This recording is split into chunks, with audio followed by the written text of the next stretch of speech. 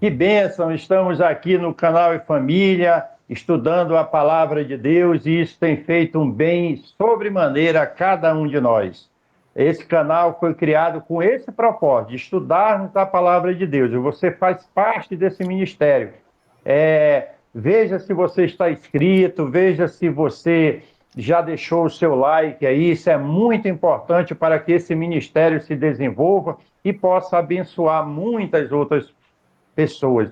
Essa semana eu estava lendo um comentário de uma irmã e ela dizia: olha, já estudei a lição, já deixei o meu like e já compartilhei com minha família, com meus irmãos de igreja. Que exemplo maravilhoso! Hoje nós estamos estudando quinta-feira, 2 de maio, obediência, o fruto da fé. Foi uma lição maravilhosa, impactou a nossa vida. Continue conosco aí em espírito de oração para que nós sejamos abençoados. Nós vamos já para o estudo, mas não vamos fazer isso sem pedir a presença de Deus. Ore comigo.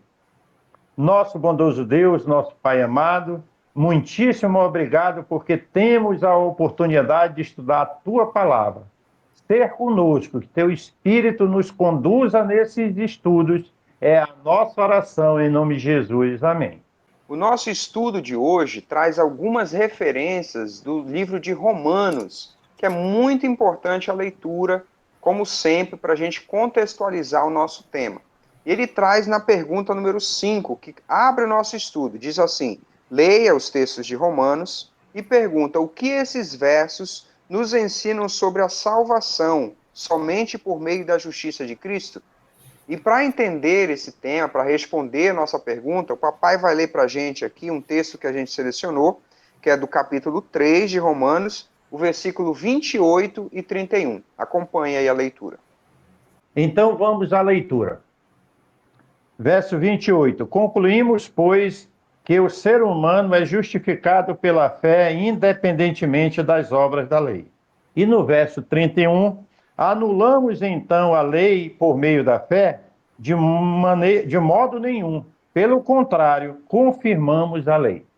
Muito bom, né? Então esse texto, assim como os demais, nos ajuda a deixar uma resposta sugerida aqui no canal. A resposta ficou assim: somos salvos somente pela graça de Cristo, através da qual recebemos poder para obedecer. Muito bem, então nós damos seguimento aqui no estudo da quinta-feira e eu acho importante nós trazermos aqui a lembrança, o estudo de ontem, da qual nós estudamos sobre a graça, né? A graça através de Cristo Jesus. Foi uma verdade que os reformadores descobriram lá na época deles, né? E aqui a lição vai tratar hoje sobre a obediência, né? Onde fica a obediência às obras? Onde se encaixa isso? Né? E aqui nós já vimos alguns textos, na pergunta número 5, que nos deram um norte nesse sentido.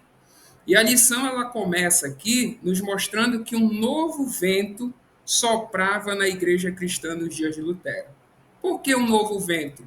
Porque eles estavam descobrindo verdades que até então estavam escondidas, né? Que não estavam claras para eles. Né? Então, como nós estudamos ontem também, a salvação era tida na igreja como algo a ser comprado, a ser comercializado de certa maneira.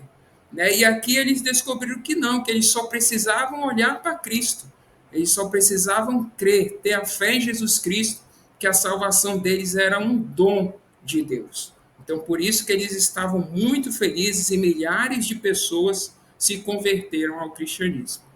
Inclusive, Alexandre, também era ensinado que a salvação poderia ser conquistada, tá certo? Não só apenas compradas, obtidas, mas também conquistada por mérito. Até hoje tem pessoas que creem que a salvação pode ser conquistada, ou pelo menos ser uma expressão tipo matemática. O que Cristo fez, mais as obras, concede salvação.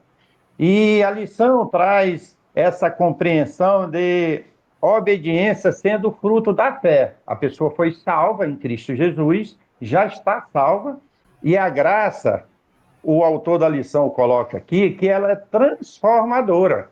A graça não é apenas um presente para pagar a nossa dívida de pecado, porque senão nós continuaríamos pecando. A graça, ela tem o poder de transformar.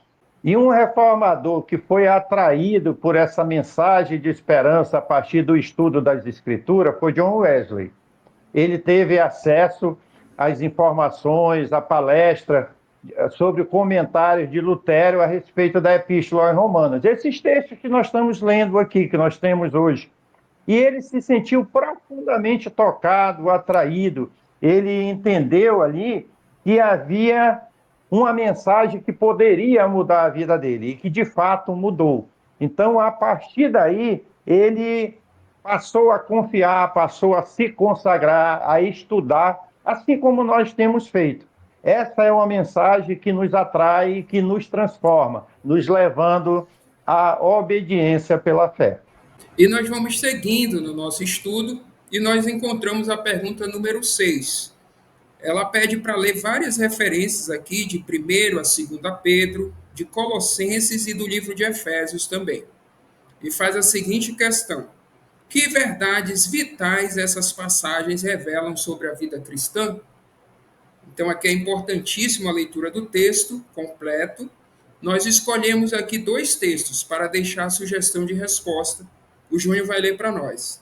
1 a Pedro, capítulo 2, verso 2, e o texto de Colossenses, capítulo 1, verso 10. Ok, então vamos fazer a leitura começando pela carta de 1 a Pedro, capítulo 2, versículo 2. Diz assim: como crianças recém-nascidas, desejem o genuíno leite espiritual, para que por ele lhes seja dado crescimento para a salvação.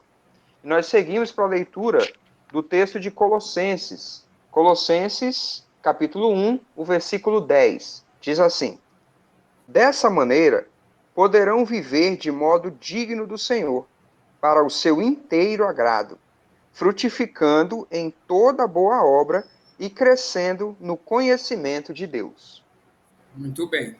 Então, a nossa sugestão de resposta para a pergunta: que verdades vitais essas passagens revelam? A necessidade de continuar se alimentando com a palavra de Deus para o crescimento espiritual. E a partir desse ensinamento que a pergunta número 6 nos trouxe, os reformadores também continuaram a sua experiência de crescimento espiritual. Eles receberam muitas verdades, né, redescobriram doutrinas escondidas na palavra de Deus, e eles continuaram estudando para descobrir mais. A lição diz que uma alegria tomou conta deles, e à medida que eles iam estudando, eles iam se interessando mais para descobrir novas verdades. E assim nós somos animados, somos convidados a continuar crescendo espiritualmente também. No início, no primeiro contato que nós recebemos ali instruções, ensinamentos importantes para a nossa fé.